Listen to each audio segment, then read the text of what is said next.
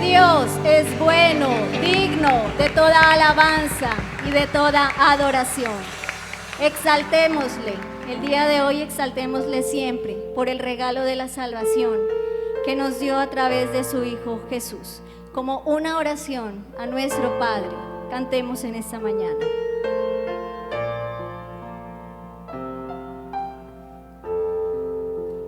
Gracias por la cruz, oh Dios,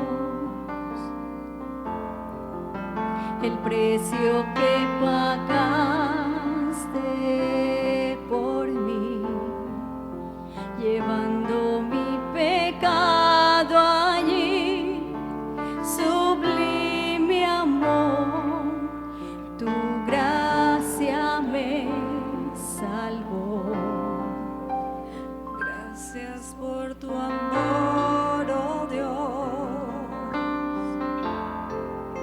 tus manos lavadas por mí, me has lavado, Señor, conozco hoy tu abrazo y tu perdón. Digamos de él. El Señor, en su trono estás, hoy te coronamos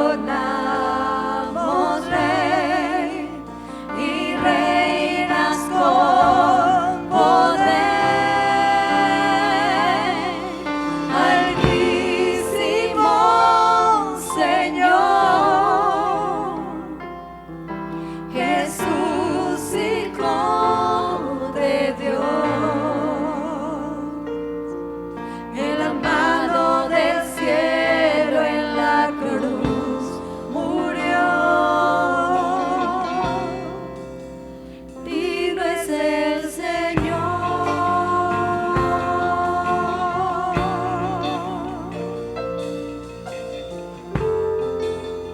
Gracias por la cruz, oh Dios,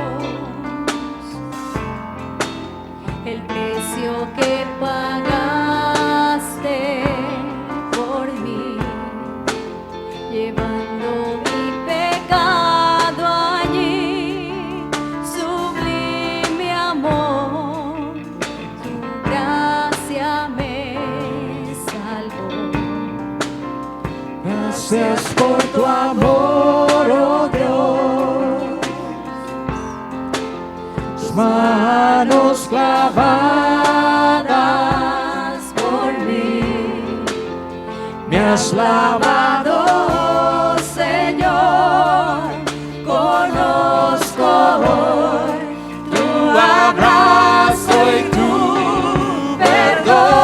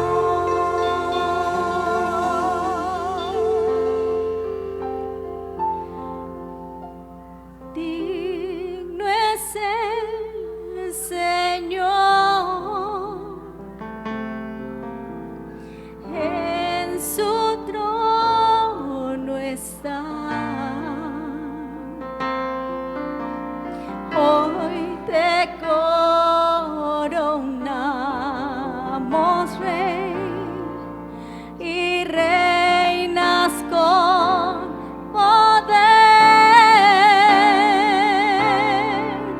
Altísimo Señor Jesús, Hijo de Dios, el amado del cielo en la cruz murió. Digno es el Señor,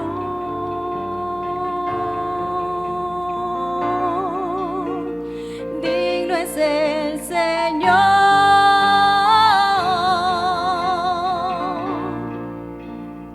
digno es el Señor.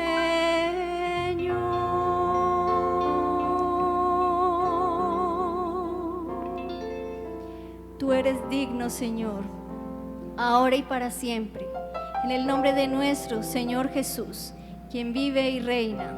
Amén y amén. Que el Señor les bendiga, hermanos.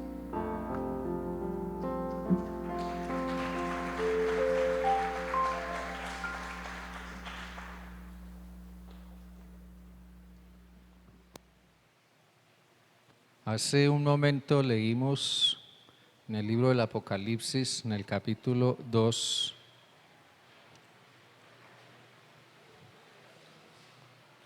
un pasaje que tiene un título que dice el mensaje a Esmirna.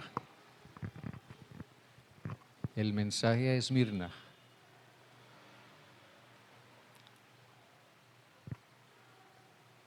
Estos mensajes a las iglesias fueron dirigidos a 7 iglesias y quiero seguir una pequeña serie sobre este tema del Apocalipsis.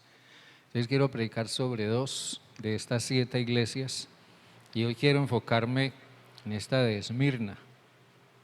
Ya hemos hablado en otra ocasión de lo que representa este pasaje de los mensajes a las 7 iglesias, cómo esas 7 iglesias representan a la totalidad de la iglesia, no solo en el mundo, sino también en la historia. Y ese mensaje fue tanto para la iglesia en su momento particular como también lo es para la iglesia de hoy. Por eso yo esta mañana quiero hablar acerca de, mi tema sería hoy, asumir fidelidad. Asumir fidelidad. Y lo que encontramos básicamente en este texto es el ánimo que Jesús le da a su iglesia a ser fiel en medio del miedo. ¿Cómo ser fieles en medio del miedo?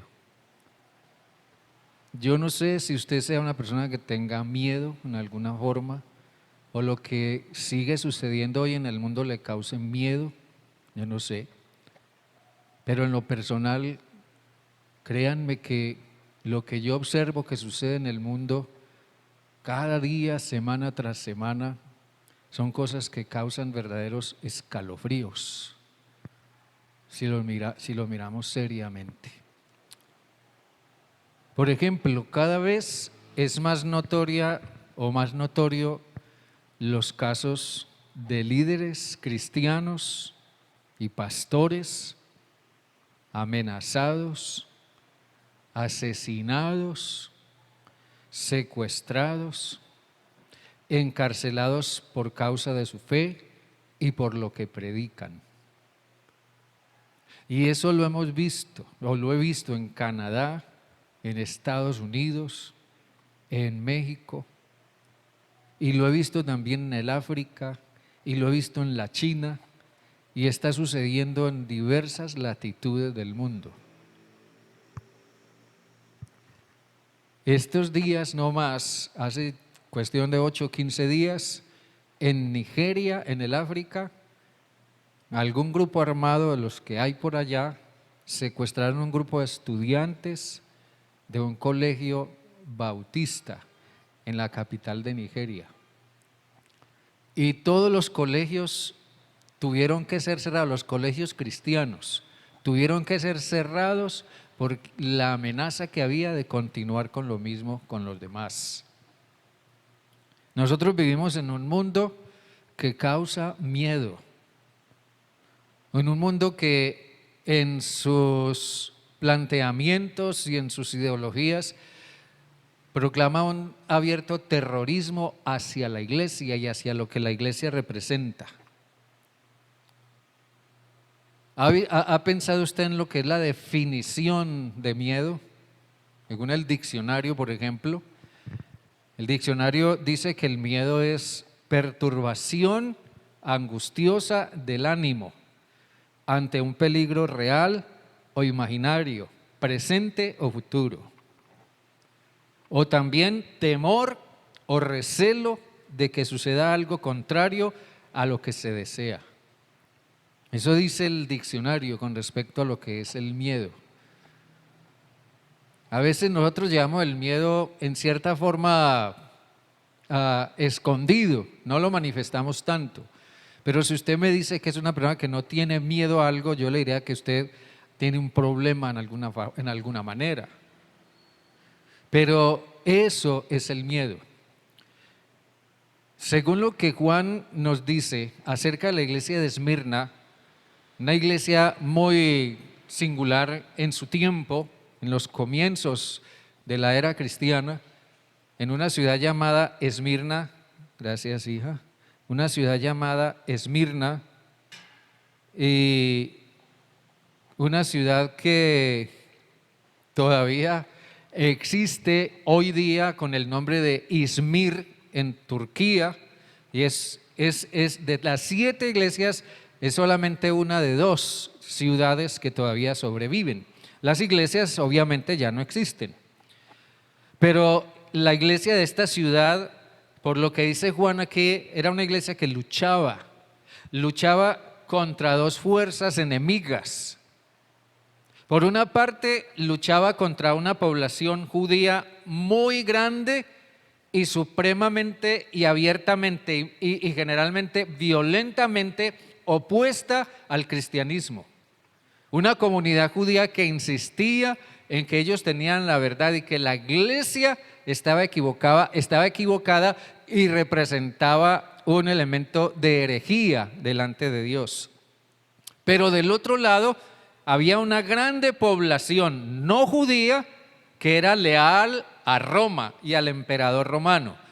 Y era una población que promovía constantemente y apoyaba la adoración al emperador como Dios.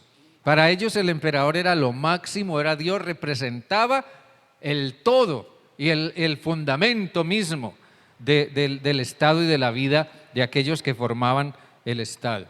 Entonces la persecución y el sufrimiento en un contexto así eran inevitables. Era inevitable ser perseguido y era inevitable sufrir. Esta era una iglesia que yo la llamaría, había sido puesta en el frente mismo de la batalla. Por esa razón, Jesús no manifiesta ninguna queja ni nada desfavorable con respecto a esta iglesia.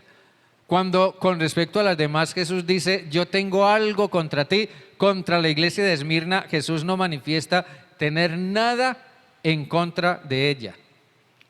Y yo pienso que es en el frente de batalla, cuando la iglesia asume su tarea, cuando la iglesia asume su misión, cuando la iglesia proclama la verdad a la luz de una sana interpretación del texto bíblico, cuando la iglesia proclama los valores y los principios de Dios, es cuando la iglesia está en el frente mismo de la batalla.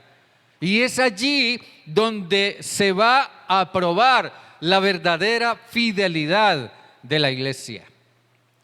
La fidelidad simplemente ha sido el reto al que la iglesia ha sido llamada a enfrentar en todos los tiempos. No solamente en los tiempos de la iglesia de Esmirna, sino también en los tiempos de la Edad Media, y también en los tiempos modernos más anteriores al nuestro y en nuestros tiempos contemporáneos. La iglesia de Esmirna representa a aquella iglesia fiel que es desafiada a seguir siendo fiel a pesar del peligro y del miedo. Es una iglesia que tuvo que mirar al miedo mismo a la cara y asumir una seria decisión. 3 cosas podemos subrayar aquí a la luz de eso. La decisión que la iglesia de Esmirna tuvo que tomar, considerando la realidad del riesgo, considerando la realidad de la amenaza a su integridad, a su libertad y a su extensión. Esta iglesia tuvo que enfrentar el reto de ser fiel en medio del miedo. Tuvo que enfrentar semejante reto. Por eso los versículos 9 y 10 dicen: yo conozco tus obras, tu tribulación, tu pobreza, aunque eres rico, y la blasfemia de los que dicen ser judíos y no lo son, sino que son sinagoga de Satanás. No temas lo que has de padecer. El diablo echará a algunos de vosotros en la cárcel para que seáis probados, y tendréis tribulación por 10 días. Observen ustedes que aquí Jesús le afirma y previene a la iglesia con respecto a lo que vendrá contra ella. Jesús no les dice: yo sé que vas a padecer, pero yo lo voy a evitar. Yo sé que algunos van a ser echados en la cárcel, pero yo lo voy a evitar. No, Jesús le dice a la iglesia: no temas lo que viene contra ti, no temas lo que vas a padecer, no temas el que sean algunos de ustedes echados a la cárcel, porque tendrán tribulación. Hay cosas en la vida, hay cosas que la iglesia nunca podrá evitar que vengan contra ella cuando asume estar en el frente mismo de la batalla. La iglesia de Esmirna tenía miedo. Yo siempre que encuentro, ya sea en el Antiguo Testamento o en el Nuevo, siempre que encuentro esa expresión: no temas, no temas. Dios le dijo a Abraham: no temas. Dios le dijo a Moisés: no temas. Dios le dijo a Josué: no temas. Ahora Jesús le dice a la iglesia: no temas. Siempre es preciso comprender que detrás de ese no temas, Jesús está percibiendo, ya sea teológica o moralmente, es terriblemente rechazado de manera blasfema por los que se oponen. El mensaje de la iglesia es malinterpretado de una manera malintencionada y premeditada. Es malinterpretado de una manera terrible, y quienes no lo aceptan usan un vocabulario mentiroso y malintencionado contra la iglesia.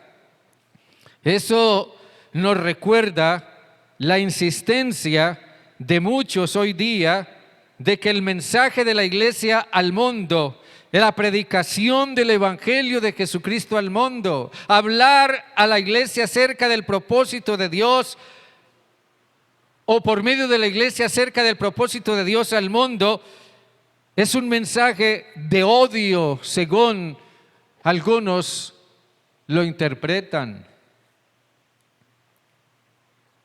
Una chica, creo que fue aquí en Colombia en estos días, por medio de una de las redes, manifestó su abierta oposición al aborto y a los matrimonios homosexuales y a otras cosas, y manifestó su punto de vista bíblico con respecto a todo esto.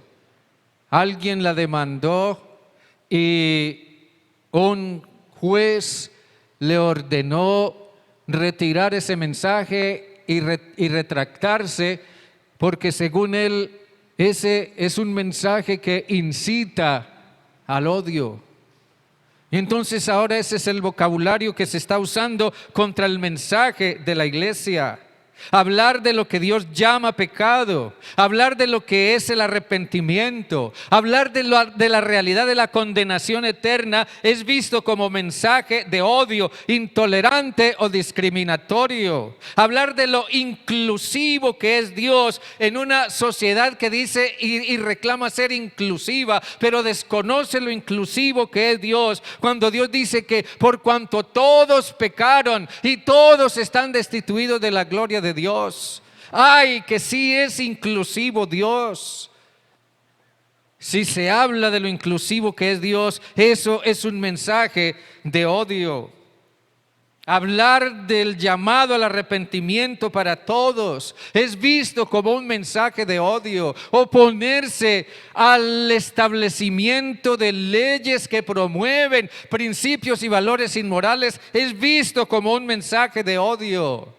Pero aquí dice Jesús a la iglesia de Esmirna que Él conoce nuestra situación completamente, y eso implica que Él comprende nuestros miedos, Él comprende nuestros temores, y Él está pronto a seguirnos animando a seguir continuando o a continuar siendo fieles al Señor. A todo lo largo de la historia, la iglesia ha sido tildada de varias maneras, por lo menos de 4 maneras esenciales, según yo he podido encontrar. De 4 maneras la iglesia ha sido tildada y señalada en la historia. Cuando la iglesia recién comenzaba,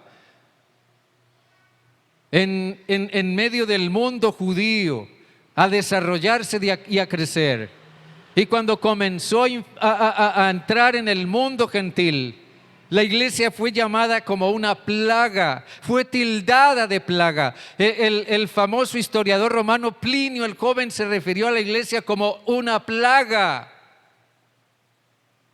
Tiempo después, cuando Pablo comenzó su trabajo y sus viajes misioneros, en alguna parte a donde Pablo llegó junto con su equipo misionero, la iglesia fue tildada de alborotadora, porque según decían algunos, ellos han venido a enseñarnos cosas que nosotros no conocíamos, pero que por ley, por tradición, no podemos cambiar ni queremos cambiar. Y han venido a alborotar todo aquí. Durante los tiempos de la Edad Media, cuando la iglesia católico romana fue estableciéndose como la iglesia oficial y alcanzó la supremacía, la iglesia cristiana, la que se oponía a la doctrina enseñada por la iglesia católica, fue tildada de hereje. Y todavía grandes sectores del catolicismo hoy ven a la iglesia cristiana evangélica como hereje.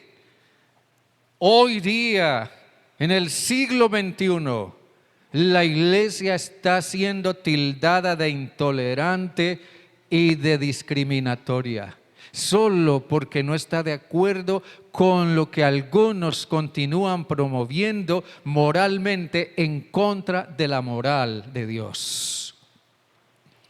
De acuerdo a lo que ha sido dominante en cada época, la iglesia ha recibido un calificativo despectivo. Pero siempre ha sido y siempre es por lo mismo, porque el mensaje de la iglesia entra en conflicto con las tradiciones culturales, sociales y religiosas del mundo.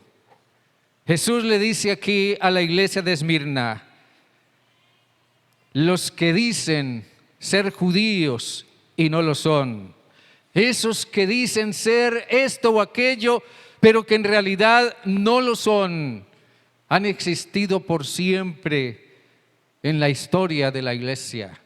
Hoy día, los que dicen ser defensores de la moral, pero proclaman la inmoralidad, los que dicen reclamar el reconocimiento a sus derechos, pero no respetan los derechos de nadie. Los que dicen ser depositarios de la verdad, pero rechazan la verdad de Dios. Dice Jesús de esos que dicen ser esto o aquello, son en realidad una sinagoga de Satanás. La palabra sinagoga aquí significa una reunión de personas con un propósito específico a llevar a cabo. Y Jesús está diciendo esos que dicen ser y que dicen defender esto o aquello, solamente se han unido para oponerse al propósito y a los principios de Dios. Sí, la iglesia es desafiada a enfrentar la fidelidad en medio del miedo. Pero en segundo lugar, en medio de todo eso, Jesús le asevera a la iglesia de Esmirna y a nosotros que nosotros hoy también tenemos un Dios que es más grande que nuestros miedos. Tenemos un Dios que es más grande que nuestros miedos. El versículo 8 dice: escribe al ángel de la iglesia en Esmirna, el primero y el postrero, el que estuvo muerto y vivió, dice esto. Piensa en esta pregunta: ¿cuánto puede decir una carta acerca de una persona sin que la persona esté presente? Cuando nosotros recibimos una carta, independientemente del medio a través del cual nos llegue, pero recibimos una carta personal, una persona nos escribe, alguien nos escribe, aunque la persona no está presente, esa persona está hablándonos a través de la carta y está diciéndonos a través de su carta cómo es, qué clase de persona es, qué siente, qué piensa, qué opina, nos está manifestando mucho de sí mismo a través de esa carta. Esta carta a Esmirna es una carta alentadora porque proviene de alguien que realmente se preocupa por los problemas y los miedos de aquellos a los que ama. Está manifestando lo que realmente es con respecto a ellos. Es una carta alentadora porque manifiesta que Jesús conoce la situación de la iglesia. Ahora bien, dice aquí que Jesús es el primero y el postrero, es el que estuvo muerto y vivió. Solamente alguien que es inmensamente grande puede ser el primero, el único en todo. Solamente alguien que es inmensamente grande puede decir que estuvo muerto y vivió y pudo sobreponerse a la experiencia de la muerte. Nada ni nadie va delante de él. Nada ni nadie lo persigue. Él marca el camino. Él mantiene a raya a sus enemigos. Él pasó por la experiencia de la muerte solo para encontrar la vida. Realmente Jesús es alguien inmensamente grande. Amén. Este pasaje enfoca dos cosas en este punto. Dos cosas. Primero, lo que son los más grandes miedos de la humanidad en general. Los más grandes miedos de la humanidad son la muerte, el porvenir y el perder el control de las cosas. Sea como fuere, la muerte causa temor, causa miedo. El porvenir, el preguntarnos cómo van a ser las cosas mañana, si hoy están como están, cómo irán a estar mañana o pasado. Nos preguntamos qué nos deparará el futuro. Perder el control de las cosas, ¿y qué tal si mi negocio fracasa? ¿Y qué tal si mi salud me falta? ¿Y qué tal si este problema de la pandemia no se supera o cualquier otra cosa? tenemos el temor de perder el control de las cosas. Pero una segunda cosa que este pasaje dice, a la par con esto de los más grandes miedos de la humanidad, es que describe la grandeza y la magnificencia de Dios. Amén. Describe la grandeza y la magnificencia de Dios frente a los miedos más grandes. Frente a esos miedos tan grandes, Él es el primero y el último. Él es el que estuvo muerto y vivió. Déjenme decirles esto de esta manera. Si a nosotros nos preocupa la muerte, Jesús dice, yo he trascendido la muerte. Él pasó por la experiencia más temida y menos imaginada, la transición de la muerte a la vida. Miren bien, la transición de la muerte a la vida. Nosotros por cultura, por tradición, no sé, nosotros tendemos a pensar más en términos de la vida a la muerte. Nosotros pensamos más a partir de lo que es esta vida y en términos de transición a la muerte, porque nos parece que la verdadera vida está aquí. Pero en el concepto de Jesús se implica que esta vida es pasajera y que la verdadera vida está más allá de la muerte. Por esa razón, dice Jesús, no temas lo que vas a padecer, sé fiel hasta la muerte y así te toque morir por causa mía. Entonces eso será el más grande triunfo y victoria para tu vida, porque habrás trascendido hacia la vida eterna, hacia la verdadera vida. A nosotros nos preocupa el porvenir, nos preocupa lo que pueda pasar, pero Jesús manifiesta que Él tiene el control del futuro. A nosotros nos preocupa lo que se salga de nuestras manos, pero Jesús nos hace ver que Él es Dios omnipotente. Hermanos, Dios usa la adversidad para formarnos. Jesús dice aquí, algunos de ustedes van a ser echados en la cárcel para ser probados. Jesús usa la adversidad para formarnos, para despertarnos, para ayudarnos a crecer. Dios no promete evitar el sufrimiento, pero sí usarlo para bendición y crecimiento en nuestras vidas, para ayudarnos a ver que Él es más grande que la adversidad misma. Hermanos queridos, tenemos un Dios que es más grande que nuestros miedos y nunca nada superará ni su poder ni su propósito. Nunca nada le quedará corto ni nunca nada irá delante de Él. Y permítanme terminar diciendo una tercera cosa en cuanto a cómo enfrentar o cómo ser fiel mejor en medio del miedo. Es importante afirmarnos en la visión, lo que Dios pone delante de nosotros, afirmarnos en la visión de que hay una recompensa que no obtendremos de ningún otro modo. Termina diciéndonos el pasaje: sé fiel hasta la muerte y yo te daré la corona de la vida. El que tiene oído, oiga lo que el Espíritu dice a las iglesias. El vencedor no sufrirá daño de la segunda muerte. El llamado a la iglesia hoy es fidelidad. Es a la fidelidad.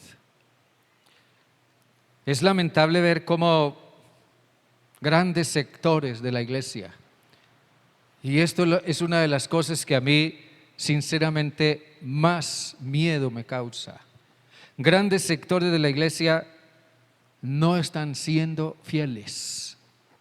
Grandes sectores de la iglesia están cayendo en la apostasía, en la negación de la fe, de los principios, de los valores de la palabra de Dios, de la autoridad de la palabra de Dios. Muchos creyentes están abandonando la iglesia y están dejando de seguir a Jesús. Yo leí en estos días un informe estadístico, alguien hizo una encuesta sumamente seria en alguna parte y se encontró con que más del 25% de los creyentes asistentes habituales a los cultos de sus iglesias no están dispuestos a volver a la iglesia. A raíz de la pandemia, a raíz de que en la iglesia no encuentra sentido, propósito, de que los líderes o los pastores fracasan, dan mal testimonio, qué sé yo, pero más del 25% manifestaron no querer volver a la iglesia. Pero Jesús dice aquí que aún en medio de todo eso hay recompensa para el que es fiel. Pero cuando se pierde de vista esa recompensa, se cae fácilmente en la infidelidad al Señor. Hermanos queridos, ser fiel es mantener el compromiso con Jesús. Ser fiel es guardar la palabra de Jesús. Ser fiel es mantener los principios y los valores de Jesús. Así nos toque morir. Jesús le dice a la iglesia de Esmirna: permanece fiel, así te toque morir, porque yo te daré la corona de la vida. La gran recompensa que Dios le promete a su iglesia. La fidelidad, al fin de cuentas, es una fuerza motivadora muy grande, sobre todo si está enfocada en algo que sabemos por experiencia que es la verdad y que traerá una recompensa verdadera. Hermanos, hermanas, cuando yo sé lo que realmente hay del otro lado, habrá una gran motivación para permanecer fiel. Como cristianos, nosotros sabemos lo que hay más allá de la muerte. Amén. El vencedor no sufrirá daño de la segunda muerte. Nosotros habremos de experimentar una primera muerte, que es la muerte física, natural, pero hay una segunda muerte, que es la muerte eterna. Es ser echados literalmente de la presencia de Dios al infierno. Pero el que permanece fiel, el vencedor, no sufrirá daño de la segunda muerte. Amén, hermanos. ¿Cuántos dicen amén a esto? Amén. Que el Señor nos fortalezca. ¿Qué vendrá mañana o pasado? Yo no sé. ¿Habremos de ponernos pesimistas, trágicos? No, tampoco. Tenemos que tener esperanza en que mañana o pasado las cosas serán mejor. Pero ¿qué vendrá? Solo Dios sabe. Pero nosotros sí mantengamos una actitud firme de ser fieles. Venga lo que venga. El Señor les bendiga, hermanos, y nos fortalezca a todos. Estemos de pie, por favor. Dios bueno, a ti sea la honra y la gloria y la alabanza. Yo te doy gracias, Dios, por este tiempo tan especial de esta mañana. Hoy hemos recibido muy buena enseñanza. Hemos recibido tu bendición.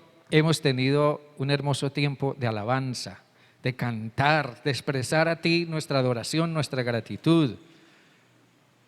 Hemos tenido un tiempo de compañerismo, aunque quizás no como lo hacíamos antes, pero mediante tu voluntad llegará el día en que podremos abrazarnos de nuevo como debe ser.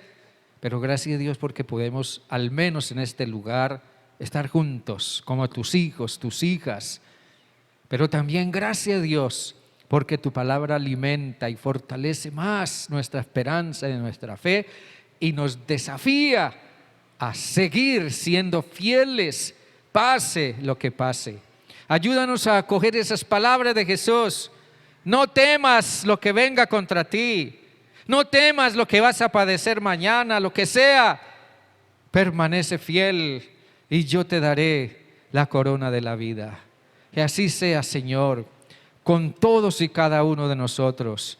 Que mientras otros se apartan del camino, que mientras otros de alguna manera rechazan tu verdad, nosotros podamos continuar siendo fieles, porque hemos creído y sabemos que estamos en la verdad y vamos en el camino correcto, que es seguir y mantener nuestros ojos puestos en Jesús. Amado Dios, fortalécenos para que podamos seguir siendo fieles hasta el final. Padre, que a ti sea la honra y la gloria en nuestras vidas, en nuestros hogares y en nuestras familias, en nuestros corazones. En el nombre de Jesús. Amén y amén. Bueno.